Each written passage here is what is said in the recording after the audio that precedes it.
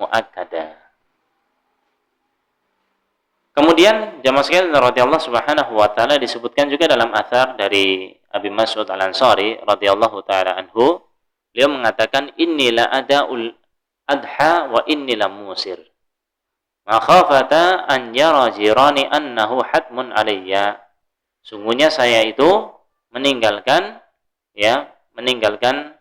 menyembelih wa inni la musir, sedangkan kondisi saya itu dalam kondisi yang artinya mampu gitu.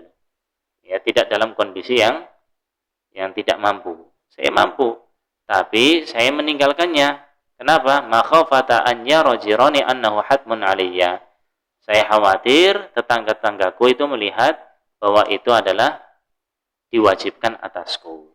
Ya, diwajibkan atasku. Cuman dalam hal ini, karena ini adalah syiar, ya jangan bermudah-mudahan. Kalau kita memang mampu, apalagi kita siapa gitu kan.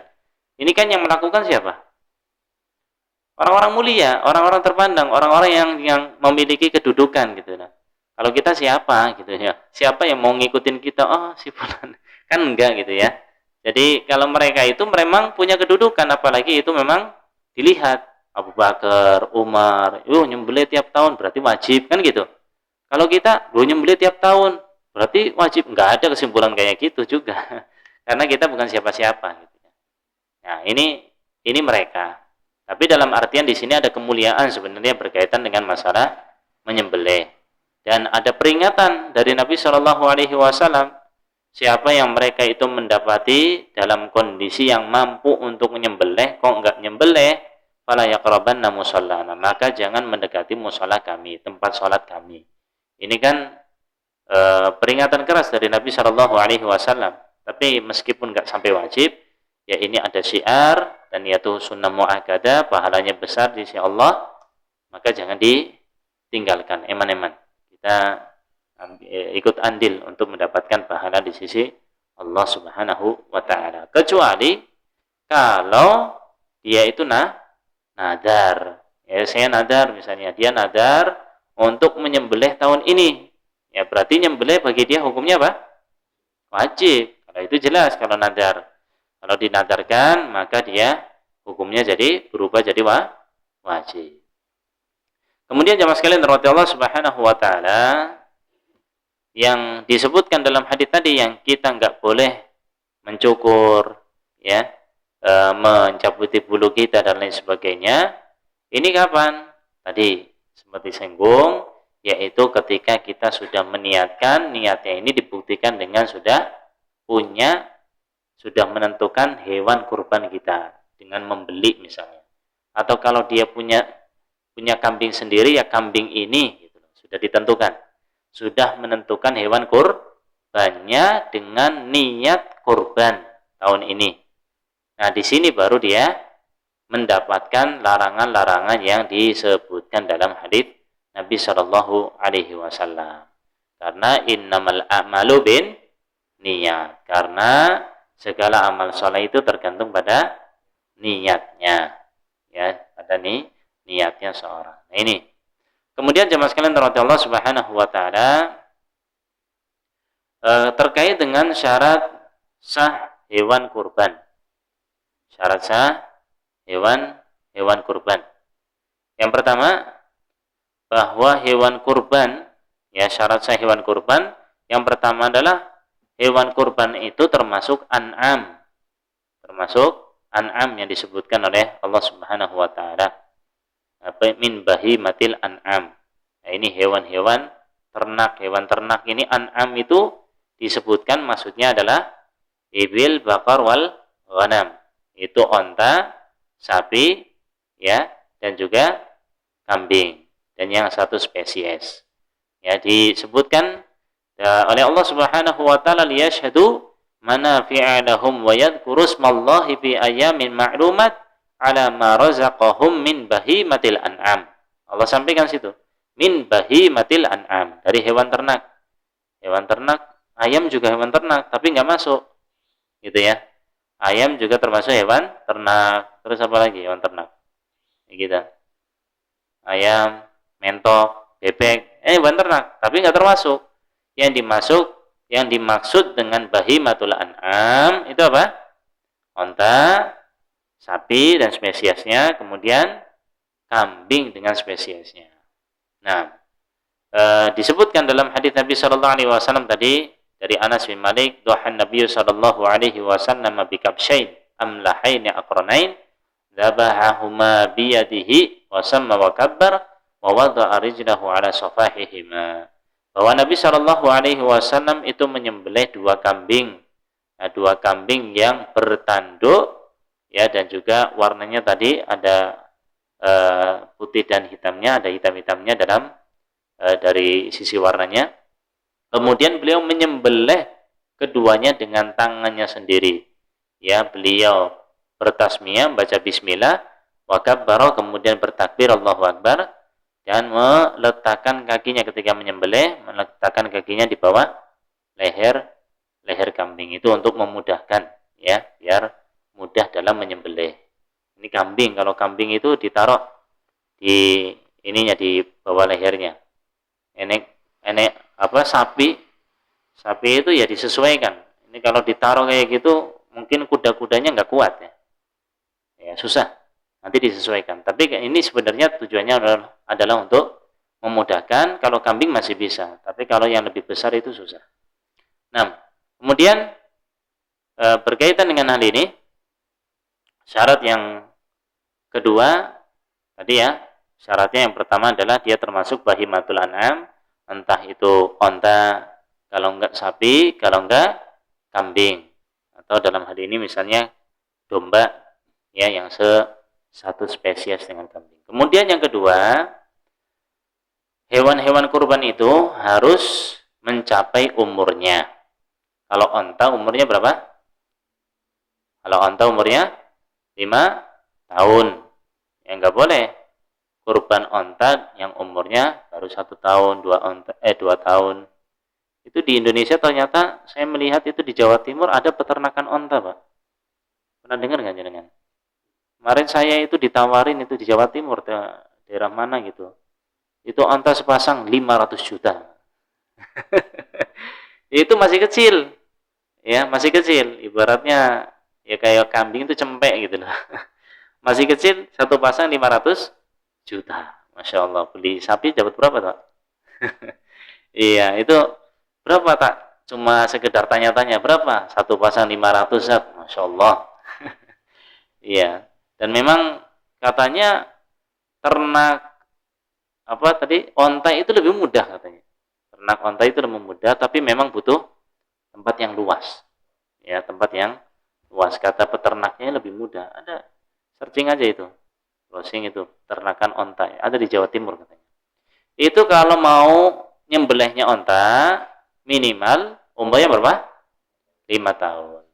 Kalau sapi, umurnya 2 tahun. Kalau kambing, umurnya 1 tahun.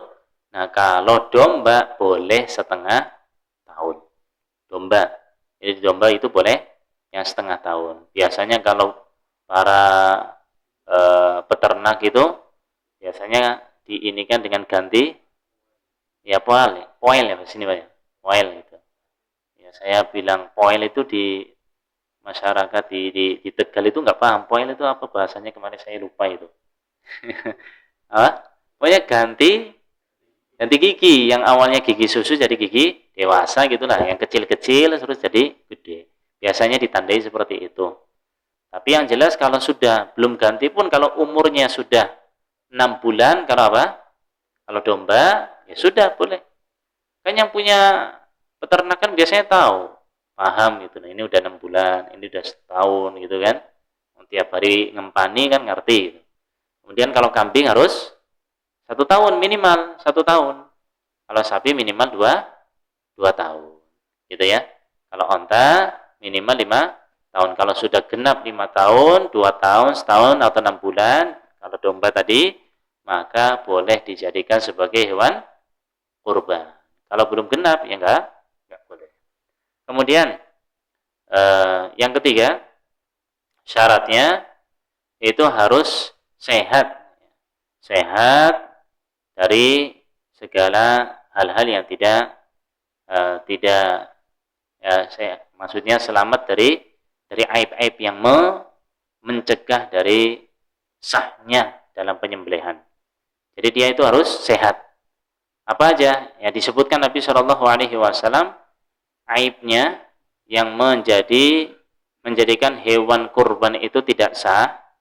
Itu adalah, ya, kata Nabi Shallallahu Alaihi Wasallam disebutkan al-aura al-bayyin auruha, yaitu yang buta. Jadi cacat, hewan yang cacat itu nggak boleh untuk dijadikan hewan kurban. Nah, cacatnya itu jadi dia harus selamat dari cacat-cacat yang ada yang menjadikan dia itu tidak sah untuk dijadikan hewan kurban. Ini diantaranya buta. Ya, buta yang jelas kebutaannya, entah buta dua-duanya atau buta satu. Al-aura itu sebenarnya picek, Pak. Ini picek itu matanya satu sebenarnya. Kalau mata satu, dia itu matanya satu, nggak ngelihat, apalagi nih dua gitu kan. Ya satu aja itu udah nggak boleh, jelas itu nggak diperkenankan, apalagi nih dua. Kemudian kata Nabi Shallallahu Alaihi Wasallam wal arja al bayyinu arjuha. Al arja itu yang dia itu pincang. Pincang berarti berapa kaki? Kalau pincang kan berarti mungkin satu kaki gitu, ya. Yang bermasalah kaki, satu kaki, makanya pincang dia. Apalagi kalau nggak ada kaki empat-empatnya misalnya. Ya dia dilahirkan udah nggak ada kakinya, atau dia itu ya maksudnya kakinya kepotong gitu misalnya, atau lain sebagainya, maka ini nggak boleh. Yang jelas, ya sudah jelas kakinya pincang. Wal maridatul bayyin maraduha, yang sakit, kalau dia sakit jelas sakitnya, maka nggak boleh. Misalnya sakit, kenapa itu? Apa nih hewan biasanya sakitnya apa? Apa yang apa itu yang kuku apa gitu, Pak? Kulit apa sih namanya? Sakit apa itu, Pak? Iya, apa namanya? Aduh, saya lupa itu. Sakit apa itu yang kulit, kuku, mulut itu loh. Yang dulu sempat 2 atau 3 tahun yang lalu itu sapi jadi harganya Masya Allah. Apa? Antrak ya. Nah, yang kayak gitu-gitulah. Kalau udah jelas itu dia itu penyakitan, ya nggak boleh dijadikan hewan kurban. Cari yang sehat. Kemudian wal ajfa allati la tunqi. Terus tua. Ya, tua dia itu nggak ada ininya, nggak ada dagingnya. Tua sampai nggak punya sumsum tulang itu. Dia itu ya nggak pantas banget gitu loh. Nggak ada dagingnya kok dijadikan hewan kurban, ini nggak boleh. Cari yang gemuk. Nah, yang punya daging, karena tujuan dari kurban itu bukan hanya sekedar nyembelihnya, tapi apa? Dibagikan dagingnya. Ya, dibagikan dagingnya. Makanya sebagian ulama sebagian ulama itu ketika berbicara terkait dengan mana yang afdol, mana yang lebih utama, nyembelih hewan satu untuk sendiri atau gimana gitu. Misalnya antara kambing satu dengan sapi 1/7, afdal mana? Ya, yang melihat dari sisi sembelihan, nyembelih sendiri itu lebih afdal. Yang melihat dari sisi kebermanfaatan, sapi itu lebih afdal meskipun 1/7. Ya, apalagi kalau satu sapi sendirian, ini nggak apa-apa. Jadi itu lebih afdal daripada yang 1/7. Tapi kalau dilihat dari nyembelihnya, itu kan nyembelih satu dengan nyembelih kayak satu untuk 7 orang itu beda. Nyembelihnya loh. Nyembelihnya. Kalau dari sisi menyembelihnya, kambing lebih afdal karena dia nyembelih satu sendirian. Tapi kalau dari sisi kebermanfaatan, dagingnya lebih banyak mana? Antara sapi dengan kambing. Sapi, ya. Yang sapi dibagi 7 itu bisa lebih banyak daripada kambing. Misalnya 1/7-nya sapi itu dengan satu kambing, biasanya lebih banyak yang 1/7 dengan harga yang sama loh misalnya. Misalnya kalau patungan sapi 3,5, beli kambing harga 3,5. Nah 1/7 daging sapi dengan kambing yang sendirian, dagingnya lebih banyak mana? Sapi ya? Iya. Nah, dari sisi kebermanfaatan, karena bisa dibagi kepada banyak orang, sapi lebih afdal. Itu dilihat dari berbagai sisi. Ya, kalau lihat sisi ini yang lihatnya kambing gitu lebih afdal karena dia sendirian nyembelihnya. Ya, kalau melihat dari sisi kebermanfaatan, ya sapi lebih afdal dari sisi itu. Nah, jadi yang ke berapa tadi? Yang ketiga, itu hewan kurbannya harus selamat dari cacat yang tidak menjadikan sah. Nah, kemudian jemaah sekalian dirahmati Allah Subhanahu wa taala, kalau tanduknya itu lepas satu misalnya, atau pecah atau patah, atau telinganya terpotong, ini gimana? Itu hukumnya makruh. Ya, cari yang lebih selamat. Ya, dia nggak cacat, cuma tanduk doang kan nggak berpengaruh sebenarnya tanduk, tapi itu makruh. Lebih baik cari yang selamat dari kecacatan yang ada. Baik. Kalau sudah beli, ternyata qadarullah kejepit kakinya terus pincang. Gimana tuh? Sudah beli, sudah ada, terus gelut, ya tanduknya patah misalnya, itu gimana? Ganti gak? Beli lagi? Hah? Gimana? Boleh nggak? Ya. Jadi kalau sudah beli nih udah sehat walafiat, tapi qadarullah ada kejadian yang menjadikan dia itu seperti itu, ya sebenarnya nggak jadi masalah. Ya insya Allah masih sah karena niat dari awalnya ketika beli sudah dia milihnya yang sehat walafiat. Wallahu a'lam. Baik. Kemudian syarat yang lainnya, yang keempat, yaitu nyembelihnya di waktu menyembelih. Ya, jadi nyembelih itu ada waktunya, maka nyembelihnya pada waktunya. Ketika dia nyembelih di luar waktunya, maka jadi nggak sah. Ya, waktu menyembelih kapan? Waktu menyembelih, ya menyembelih itu waktunya adalah setelah sholat Idul Adha. Ya, setelah sholat Idul Adha sampai hari tasyrik. Hari tasyrik itu hari kedua atau hari ketiga? Ya, ada sebagian ulama mengatakan hari kedua, sebagian yang lain mengatakan hari ketiga. Wallahu alam, yang rajih ya sebelah 3 hari itu. Ya, tanggal 11, 12, 13 itu semuanya hari tasyrik, jadi boleh nyembelih di hari 13. Ya, jadi berapa hari totalnya? 4 toh. Ya, Idul Adha, kemudian Idul Adha kan tanggal 10. Kemudian tanggal 11-nya, 12 dan 13 itu waktu untuk menyembelih. Nah, kemudian syarat yang lain adalah harus niat untuk menyembelih. Harus disertai dengan niat untuk menyembelih. Nah, kemudian jemaah sekalian rahmati Allah Subhanahu wa taala, kalau dia nyembelihnya itu sebelum sholat gimana? Enggak boleh. Itu dikatakan hanya sekedar ya tidak termasuk hewan kurban. Ya, meskipun boleh kita makan selama dia itu bismillah ketika nyembelih, ya, tapi tidak terhitung hewan kurban. Untuk jadi hewan kurban itu disembelihnya setelah sholat. Setelah sholat sampai hari tasyrik itu diperkenankan. Boleh nggak nyembelih di malam hari? Ya, umumnya kan orang nyembelih kapan? Siang. Wah, siang itu panas. Ya, pengen yang adem. Malam, boleh nggak? Hah? Boleh nggak malam hari? Raumum tapi ya, Pak. Raumum. Umumnya sih siang, tapi boleh. Kan tadi bilangnya waktunya kapan? Dari Idul Adha tanggal 10 sampai hari tasyrik 11, 12, 13. Berarti kan termasuk malamnya juga. Siang malam boleh, tapi umumnya ya siang. Ya monggo kalau mau menginikan malam aja lah sing adem kok sekalian nyate ngono ya apa-apa.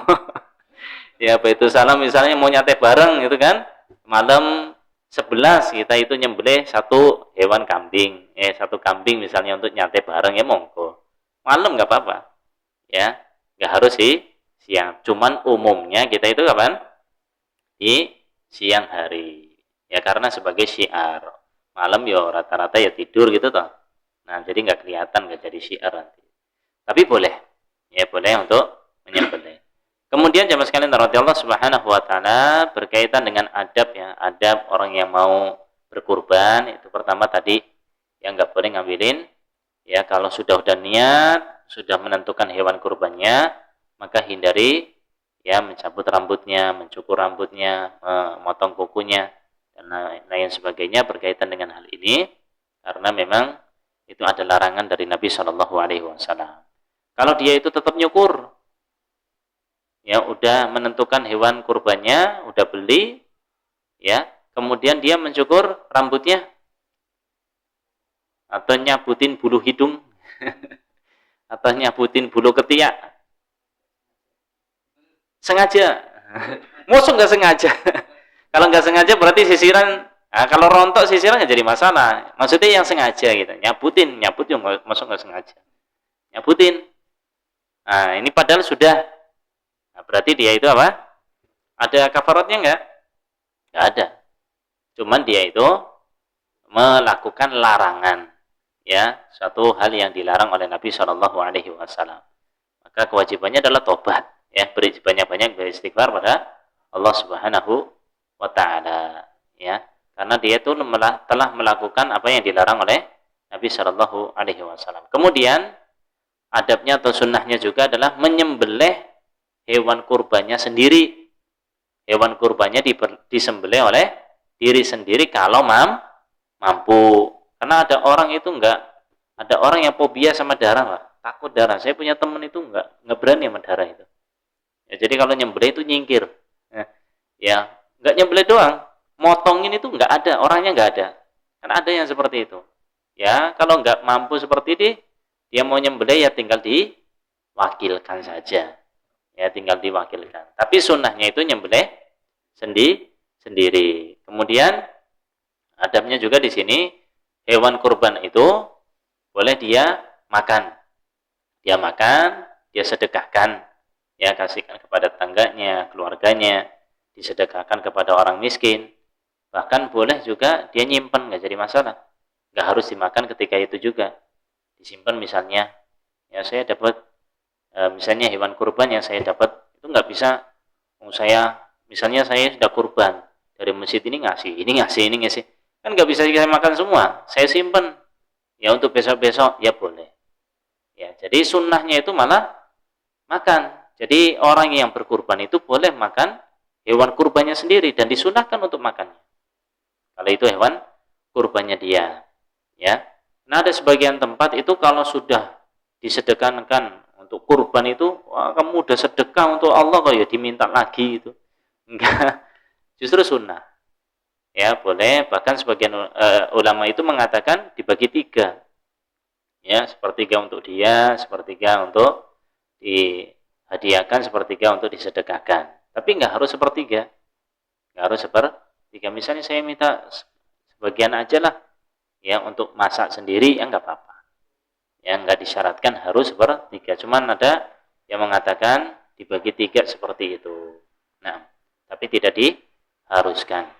Kemudian jemaah sekalian dirahmati Allah Subhanahu wa taala, ya berkaitan dengan hal yang sering kali jadi permasalahan ya, terkait dengan apa itu Pak, yang juru sembelihnya itu jagal ya, terkait dengan jagal. Ini jagal itu enggak boleh dibayar dengan daging hewan kurban. Itu enggak boleh. Dibayar ya bayar. Harus bayaran. Berapa? Jagal misalnya berapa? Nek jagal. Itu sudah sama motong-motong. Cuma sampai itu toh. Ngecil-ngecilinnya sendiri. 750. Ya berarti dikasih 750. Gitu ya. Dikasih 750. Terus kalau mau dikasih dagingnya boleh nggak? Boleh, sebagai hadiah, nggak apa-apa. ya, dikasih sebagai hadiah. Nah, kemudian jangan sampai ini loh, daging sekilo itu daging harganya berapa? Tidak ada di kilo barang, 1 kilo dihargai 100.000, 750 berarti 7,5 kilo. Nih 7,5 kilo sebagai bayaran, nggak boleh. Ya, jadi 750 kasih. Nanti kalau mau dikasih daging pun boleh sebagai hadiah. Nah, jangan dijadikan hewan kurbannya sebagai bayaran. Nah, kemudian berkaitan dengan menyembelih hewan kurban untuk orang yang sudah meninggal gimana? Ini juga sering ditanyakan. Ya, dalam sebagian madhab itu tidak disyariatkan, dalam madhab Syafi'i utamanya, dan ini dipilih oleh Ibnu Utsaimin rahimahullah taala, tidak disyariatkan menyembelih hewan kurban untuk mayit secara individu, dikhususkan. Kalau diikutkan boleh, sebagaimana Nabi Muhammad SAW itu menyembelih untuk dirinya, keluarganya, dan untuk umatnya. Umatnya yang hidup apa yang mati? Ya masuk semua. Berarti kalau nyembelih untuk dirinya dan yang sudah meninggal boleh, tapi mengkhususkan untuk yang meninggal, ini ada yang berpendapat tidak disyariatkan. Ya, tidak disyariatkan itu bahasanya masih luas, Pak. Daripada enggak boleh gitu. Ya, kalau tidak disyariatkan berarti lebih luas gitu ya. Karena ada sebagian yang membolehkan terkait dengan hal ini. Tapi Allah alam, ya, berkaitan dengan hal ini, sebenarnya kalau kita menyembelih untuk diri kita dan niatnya untuk mereka juga dapat pahala, kan lebih enak daripada mengkhususkan untuk mayit. Ya, khususkan untuk mayit ada yang mengatakan sampai juga pahalanya, tapi kan kita nggak dapat, betul nggak? Gitu loh. Tapi kalau kita nyembelih untuk diri kita dan pahalanya untuk kita, keluarga kita yang sudah meninggal maupun yang masih hidup, mereka juga kecipratan pahala. Lebih enak mana? Lebih enak mana? Ya lebih enak yang itu, kita nyembelih dan niatkan untuk kita dan untuk yang lainnya. Karena itu tadi Nabi SAW nggak melakukan hal tersebut, sahabat juga enggak, ya. Kemudian itu juga ibadah yang hukum asalnya ibadah untuk pribadi, bukan untuk orang lain. Wallahu taala a'lam. Ya, ini yang bisa kita sampaikan berkaitan dengan fikih masalah kurban, ya. Sedikit terkait dengan masalah itu. Sebenarnya masalahnya masih banyak. Ya. Bagaimana?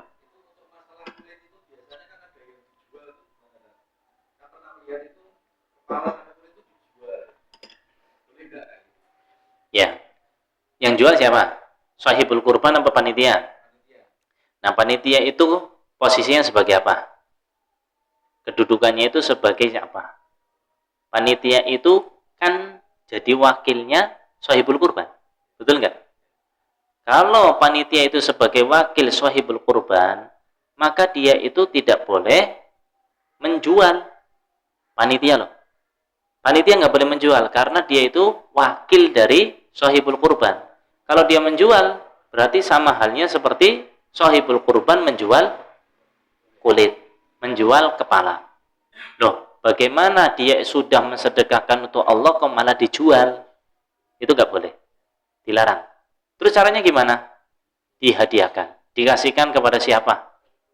Ya, dikasihkan kepada misalnya sahibul kurban ini kita kasihkan. Nah, kalau sudah dikasihkan, dihadiahkan untuk panitia misalnya, atau untuk Pak siapa, ini siapa yang mau ngambil silahkan dikasihkan. Kalau sudah dikasihkan, dia ngejual atas nama pribadi setelah dikasih, boleh.